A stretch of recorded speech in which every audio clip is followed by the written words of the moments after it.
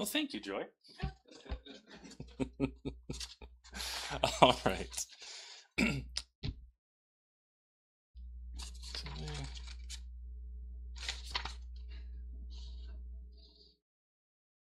Oh, I just didn't have my updated notes. That's all. So, chalice. It's an important ritual in the Unitarian Universalist faith. The lighting of our chalice. Unitarian Universalists, we have many different interpretations of the flaming chalice: the light of reason, the warmth of community, the flame of hope. Over the past few months, I've been to other Unitarian churches in the area, and it's interesting to see how each unique Unitarian congregation takes their chalice lighting and what it means to them, and it's very interesting. It's also very interesting that we have the coolest chalice out of everybody, even if it's not the largest chalice. But that's just the truth. So, and I believe it's older than I am. But anyway, so please join me saying the words on the screen as I light the chalice. We light this chalice in hope for our future of our church, our community, our country, and our world. May love center us always. All right, so our opening prayer and most of the things of substance today will be delivered by Reverend Dr. Claudia Hall via recorded video, and she will start with the opening prayer.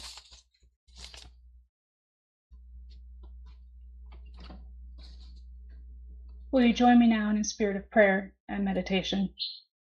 Spirit of faith, hope, love, and joy. This world today is so full of negative emotions that we plead for your presence. Just as our ancestors longed for signs of spring in the snowy depths of winter, so too do we yearn for signs of hope and flickers of joy in the darkness of the moment we are in today. Help us find joy. Help us be joy. Help us nurture and share joy here in such a way that all who find this community are restored by its presence, enlivened and made ready for the week ahead. Amen, and blessed be. All right, take some time to welcome someone if you haven't already done that. We'll do that, and then in just a couple minutes we'll sing, well, in the Gray Hymnal, 361. I think that's the right one. Yes.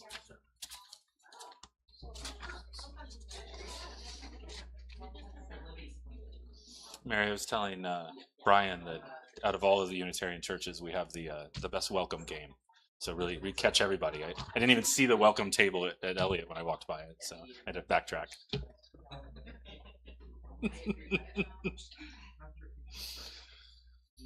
Yeah, I got to the sanctuary and they're handing me a hymnal, and I'm like, "Where's the nursery?"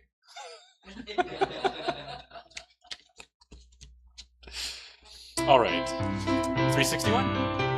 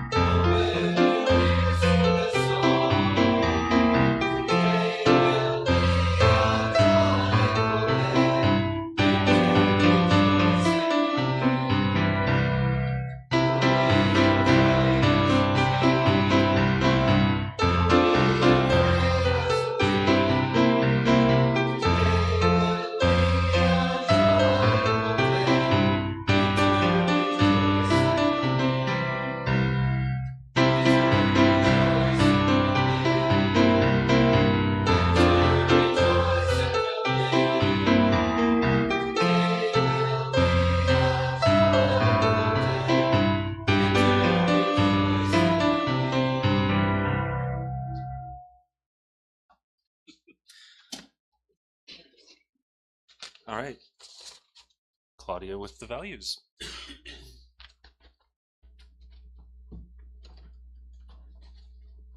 As we gather together today, we do so knowing that for many of us, this is the single place in our week where our values, those core beliefs and understandings about the world that make up our psyche and that inform our every action, this is the single place where those are valued and cherished and agreed upon.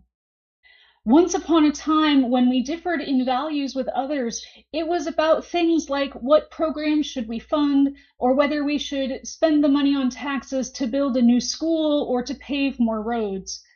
Now, when we differ in values with people, it is about things like, is science real? Are other people human? Do everyone deserve to vote? Do women deserve to vote? Why shouldn't everyone be forced to convert to one man's twisted view of religion? If it feels like we have somehow slipped into dystopian fiction, it is because we have. We have masked police patrolling the streets, disappearing people and crushing dissent. We have one man starting wars that are blatantly illegal, while the Supreme Court focuses on giving him more power instead of ensuring that the judiciary holds him in check. And of course, we have a cabinet so full of I don't even have a descriptive word I can use for these people that I can even say from the pulpit. I have no words for these people that I can use that my son can say at school that won't get him in trouble. I really don't. This is the plot line of some kind of horror comedy. It's anti-science people in charge of the most respected scientific institutions in the world, a wannabe crusader in charge of our military, misogynists and xenophobes in charge of immigration. In the midst of all of this, we, this small congregation, have gathered together to proclaim that love will still win, that justice is still for everyone, that no person is illegal, that women do in fact deserve equal rights, that trans people are fully people, and that they are their gender, not what they are assigned by someone else, but who they know in their heart they are. We proclaim in the message that Jesus taught us that radical welcome of the other, that loving our neighbor as ourself is the true message behind the religions that humanity has created as we've groped along trying to figure out this thing called life. We hold tight to the idea that we cannot shoot our way to peace or bomb our way to understanding. And while many of us, myself included, agree that self-defense is necessary, we also know that there is an enormous difference between defending ourselves and being the bully. More than anything else, we in this room are different. When others are yelling and screaming and hating, we are welcoming and embracing and loving. As a faith, we made room for the outcast because we believed that nobody was truly an outcast. In today's world, we are all considered to be outcasts as Unitarian Universalists, and so our values compel us to look around us, to find all those other people who are now out here on the margins, some of them for the first time in their lives, and to reach out to these people, to make new friends, to build new coalitions, to have new neighbors over to the party on the edges. Because love is still the answer. Justice is still for everyone, and radical welcome is and always has been the core message of the Bible. Everything else is just human nonsense. May we all be welcome in this place. Amen, and blessed be.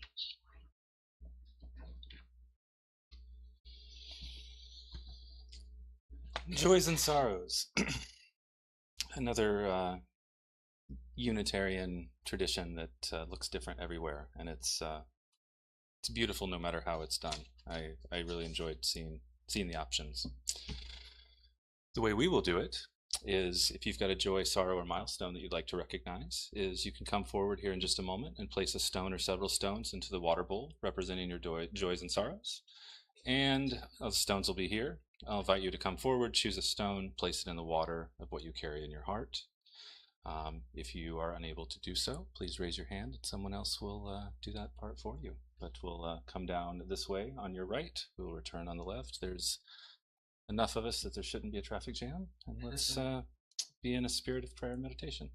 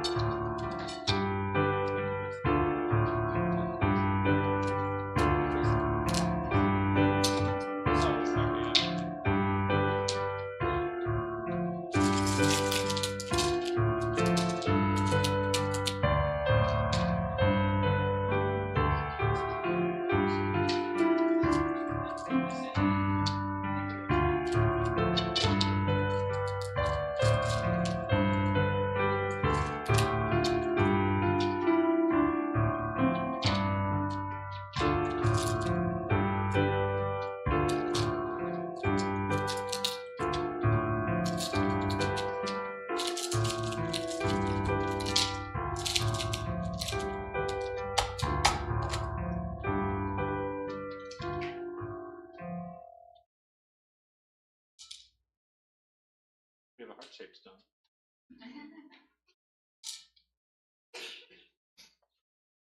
All right.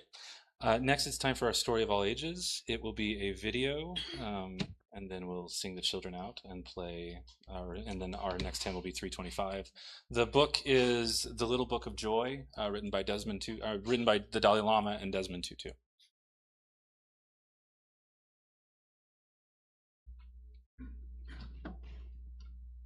Hello, book besties. I am so happy we're here together today. Friends, I have a very special book I am honored to read today, The Little Book of Joy, written by His Holiness the Dalai Lama and Archbishop Desmond Tutu, illustrated by Rafael Lopez. Friends, if you're able to stay until the very end of the story, I'll also read the forward letter written by the authors. The Little Book of Joy, with Douglas Abrams and Rachel Newman.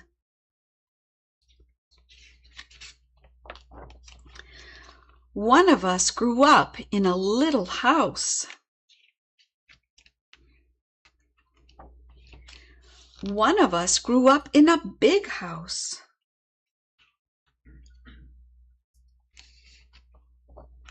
Our houses were on opposite sides of the world.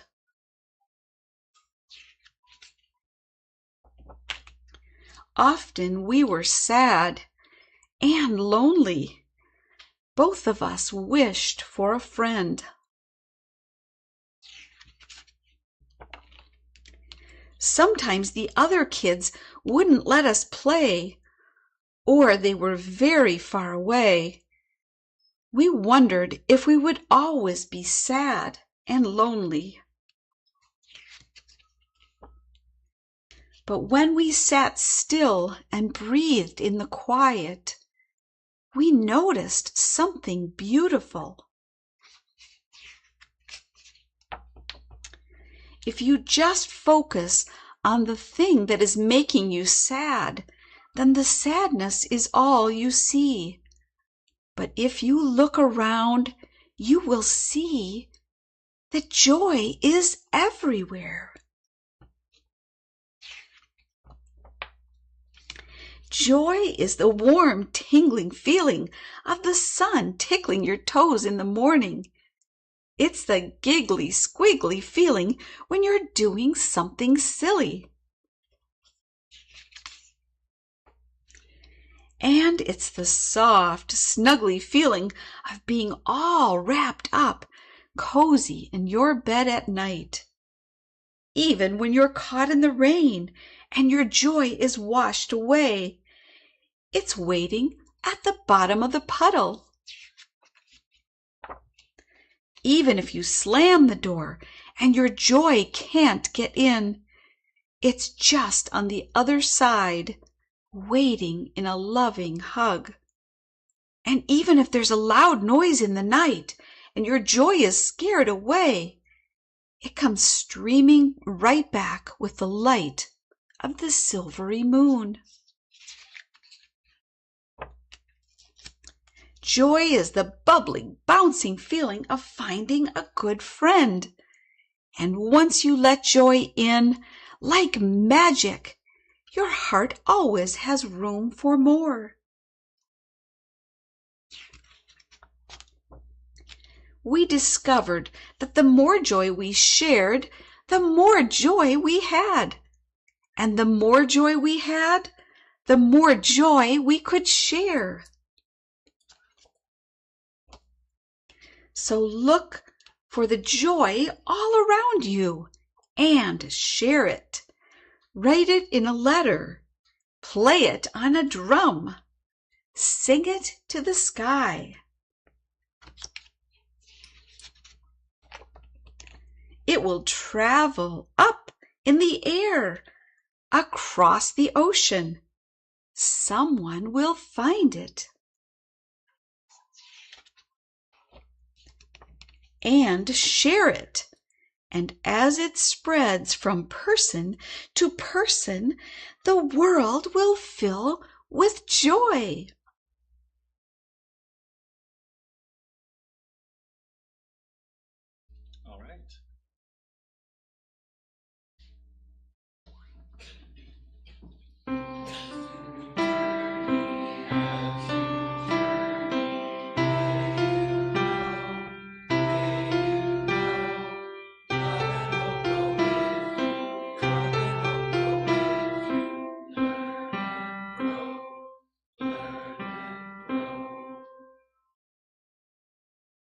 325.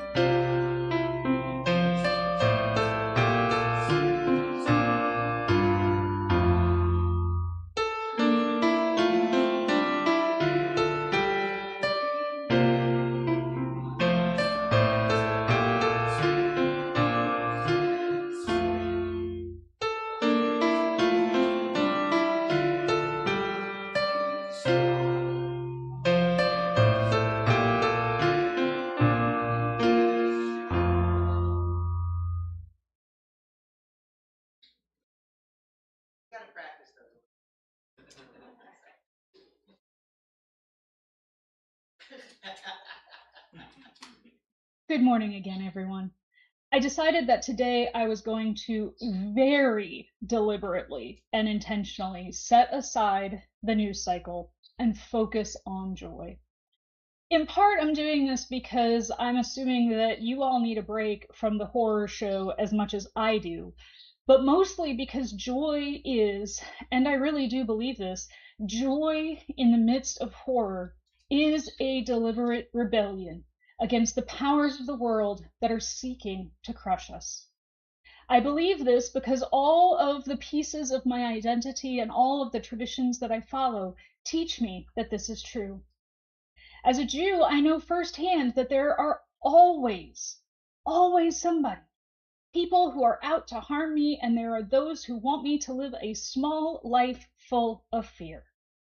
As a woman, I've been taught my whole life to be afraid of the dark, of people in the dark, of people who are too helpful, of people who are scanning and looking out, of people who gather in groups, of people bigger than me, which is frankly basically everybody over the age of 10, of people who identify as male, of other women who might be out to take away whatever joy I might have found.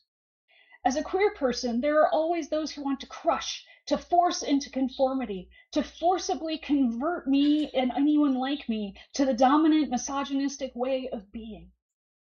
For every way that you are different, we are taught to be afraid.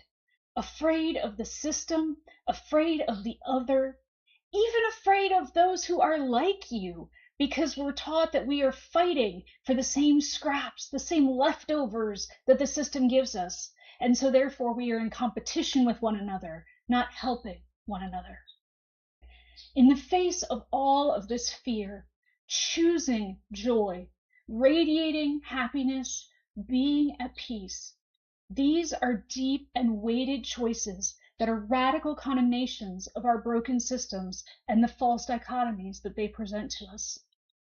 I believe that this is our purpose for gathering on Sunday morning. It is more than anything why agnostic and atheist and spiritual but not religious and questioning folks need, yes, I say need, religious community. I get asked all the time, why bother with church? Why go to synagogue? After all, the majority of Jews don't actually believe in the God of the liturgy that is recited in the vast majority of synagogues. The majority of you use kind of cringe at God language a lot of times at all because most of us come with a lot of baggage around that. So why belong? Why not just sleep in on Sundays? After all, we can be good people without church. We all agree on that. Why should we invite our coworkers? What is the purpose for keeping our doors open? Wouldn't it just be easier to let go? I say to you today that our purpose is to be joyful together, to know you are not alone, to revel in the pleasure of being with others who share your values and who enjoy this beautiful life we are living. to be with others who see your humanity without reducing you to a label, to be joyful, to be witnessed in your joy. Now, don't get me wrong, protests matter. Learning matters. I am a huge person who loves to teach and to be taught, and so I will never say that learning and education does not matter. Advocacy matters. Someone needs to stand up for those who cannot speak for themselves. These are all important things that churches do, but they are also things that other people do. One thing, though, that the church does that nothing else can is to gather together for the purpose of joyfully being together with those who share your values. Protest groups are, frankly, angry. And they should be angry. They're fighting against horrific systemic oppressions. But it doesn't lend itself to being a joyful space. Educational groups are focused on the mind and changing people with facts and figures and understanding intellectually what is happening. They are not concerned typically with matters of the heart. Advocacy groups are too busy challenging the system. They are fighting epic battles against nameless, faceless, shapeless foes because systems as a whole are very difficult to deal with. Families. A lot of people say, oh, but I can have my family to celebrate with things. Well, for most of us who are UUs, families do not necessarily share our same values. So when we gather together with our family, it tends to be a minefield, actually, of navigating boundaries and relationships. It is something that for many of us is exhausting, not empowering. Being in a church or a liberal synagogue like this is the one place I can think of where people are gathering solely for the purpose of being with others who share their values. Now, where this breaks down and where it leads to fights is when we assume that shared values means shared everything. People can share the same value while holding very different sets of beliefs that lead to those values, or while prioritizing those values very differently. So just because we all have the same values does not mean we will all see eye to eye on everything. We are similar. We are not clones. This is good because diversity is a value that we share, and it in and of itself is something to celebrate. Celebrating our life, celebrations of life, of all the things that make up our lives, are at the heart of what a congregation, a liberal congregation, does. You know, one of the things that I always take heart at is, unlike many other religions, when we do a service for someone who has died, it is typically called a celebration of life. It is a memorial where we remember the person, where we celebrate their life. We're not just, oh, we're glad they're dead because now they're in some afterlife that's better than what was here. We're remembering that person and them being with us and the way they impacted the world while they were here. We celebrate life. A denomination is different from a congregation. Congregations matter and are still critically important, even in this day and age when it seems like very few people understand their purpose. A denomination can put out position statements, it can advocate with governments, it can provide educational materials, but it can't sing happy birthday to you. It can't make you a cake. It can't cheer you on when you get a promotion at work or when you've had some kind of milestone anniversary. And it doesn't hold you close when things are bad. That is what a congregation is for. We hold each other in the tough times, and I know that we have had a lot of those lately. But something which is easy to forget, especially in the administration we're in right now, is that we also cheer each other on in the good times. And friends, each week someone is having a good time. It can be something little. My son is so excited right now every time he sees a plant sprouting in the garden. Or anytime he finds a penny on the sidewalk, it's like this giant exuberance that comes over him because he has found something of value. We celebrate in our home anytime I walk further in a day than I did before. cheering my progress towards health, even though, it's nothing that would stop the presses on a larger scale. The local paper wouldn't even publish this, much less any national news. But it is something that is celebrated amongst those that I love and those who share my values and those who know me. This is what congregations are for. Finish a tough project, you celebrate together. Made it through another year or month or day as a trans person in this environment, you need to celebrate that. Done with grading after a very stressful semester, celebrate. One person who made an incredible impact on my life has been Viktor Frankl. Now, many of you may recognize this name. If you've ever had a psychology class, you've probably heard this name. Viktor Frankl was a Holocaust survivor, and he founded a branch of psychology known as logotherapy. Unlike most psychologies that focus on identifying what your traumas are and then working with you to overcome them, he actually more or less ignores people's traumas in the sense that he says, yes, they happened, but they don't control you. What he focuses on is the idea that as long as a person can find purpose in their life, they can endure anything. Now, when he says anything, he means anything. Because again, his whole sense of self and his whole school of psychology comes straight out of his experiences in the Holocaust. His book, Man's Search for Meaning, explains this and gives insight into what I'm trying to express here today. He applied this philosophy that as long as we can find purpose, we can endure. He applied this to individuals who are seeking to overcome depression and other psychological struggles. His work is used so often in people with critical or terminal illnesses, people who are chronically ill like myself or others who are not going to be able to bounce out of bed and go run a marathon ever again, but we can learn to endure by finding purpose in our daily lives, by finding something that gets us out of bed and keeps us going. And that purpose is different for everyone. Every single one of us has a different purpose, and we can have different purposes at different times in our life, and that's okay. What logotherapy teaches us is that the importance is to keep seeking purpose. I believe that this idea that we can seek purpose and continually look for that purpose and celebrate that purpose can be applied to congregations that are struggling as well. I believe that as long as a congregation can find purpose, then you can endure and even thrive, regardless of the difficulty of your circumstances. I know finances are tight. I know you're looking at a deadline to find a building. It doesn't mean that your circumstances will change. Those things are not going to go away. A person who is facing terminal cancer will still have terminal cancer even after they go through logotherapy. We still have years, unfortunately, of Cheeto in charge. But our anxiety and our fear can be lessened because we have been empowered to live into our purpose instead of feeling despair because there's nothing we can do. My way of being, my belief system, my way of making meaning out of this dumpster fire of a world is to say today that congregational life matters because it is where you go to find love and joy in a world that has gone crazy.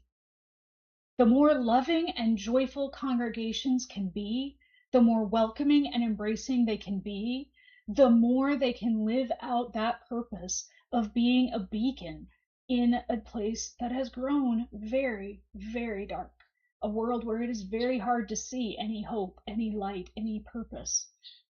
I believe that the more excited and happy a congregation is to see people, the more embracing they are of others, the more they lift up one another in their successes, the more people we will attract and the more empowered those people will be to go out and fight the good fight for the rest of the week.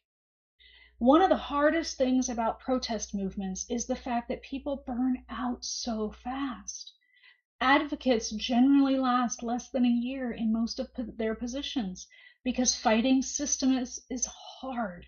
Systems are vast, and it is almost impossible for one person to change it. We have a tendency, especially in our country, to look at it as though one person is responsible for all the change in a system.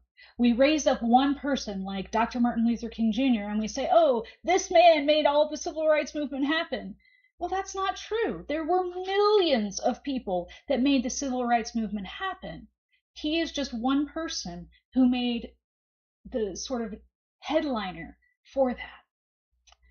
Joy is what will attract people to our congregations. Joy is something that we all need. And frankly, joy is just good for you. Dopamine and oxytocin and all those good hormones you get when you're happy, they lower your risk of heart attacks and strokes. What does that mean? It means you'll be around a lot longer to be a thorn in the side of the systems. So think about it this way. Even if you just want to be angry, you're better off being happy, because the happier you are, the longer you get to stick it to the man. It's a win-win scenario. Open the doors. Seriously, as a congregation, we need to open the doors. We need to invite everyone we know, everyone from our protest groups, everyone from our advocacy licks, everyone from our educational seminars, anyone from any group we're a part of whose values even remotely overlap with ours. Invite them to come and party with us, to come and see that what we're celebrating here is life and living. Our worship is not fearing a distant and angry judge.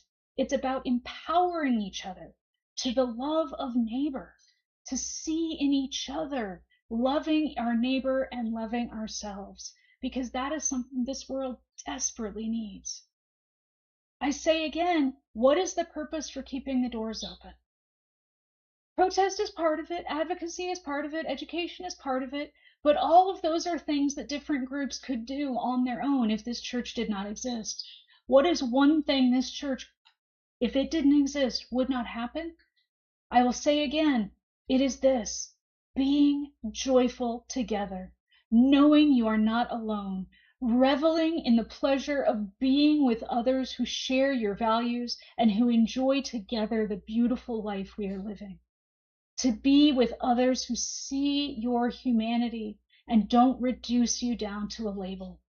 To be joyful, to be full of joy, to enjoy together this one precious and beautiful life that you have. The poet Toy Derricott says that joy is an act of resistance. Love is an act of hope. Faith is seeing others with eyes that observe what could be and then works hard until the sight matches the reality. But all of these things I say, and the scriptures say, and the poets say, and everybody says, it all starts with joy. So let us celebrate in this place today and every Sunday. Let us be full of joy, that resistance of anything. A joy that says to the world, no, what you're doing is not the world we want. A joy that says we will be here for one another. A joy that says we will be happy no matter how much you oppress us. A joy that says we will overcome whatever the system has thrown at us because we deserve joy. Amen, and blessed be. 610 is 1060.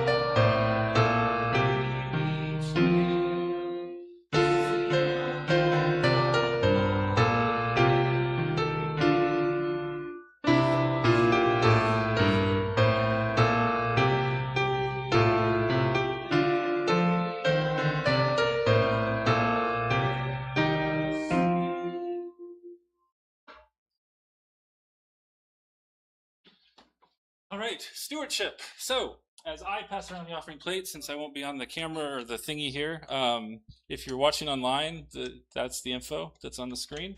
For everybody else, we don't get any money unless we give it to ourselves. So we are time, talent, and treasure. It's not just money.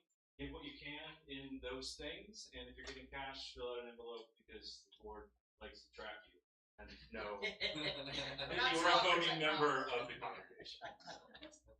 I will take anything from anyone. If this is your first time here, this is our wonderful gift to you. You do not have to feel obligated.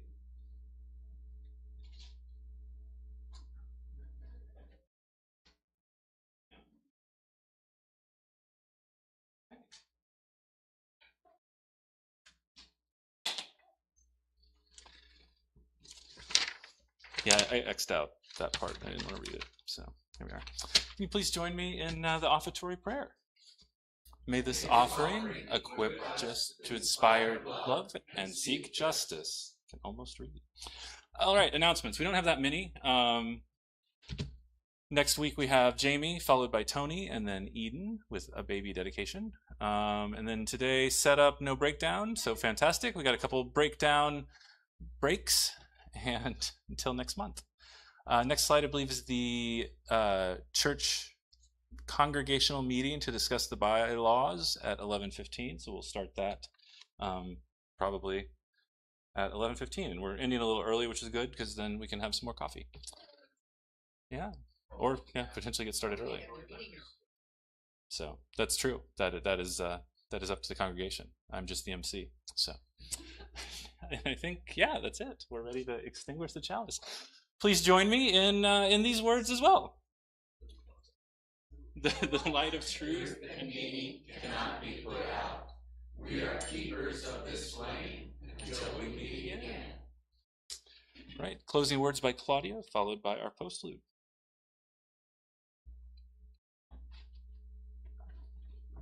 We offer the service of our hands to those who are hurting, the chanting of our protests to those who need justice, the learning of our minds to broaden our horizons, and the dancing of our feet to all who need joy. May we find joy, create joy, and bring joy from this place to all we meet this week, showing them an alternative to hate and fear, this alternative that is only found in a place with values like ours. Amen and blessed be.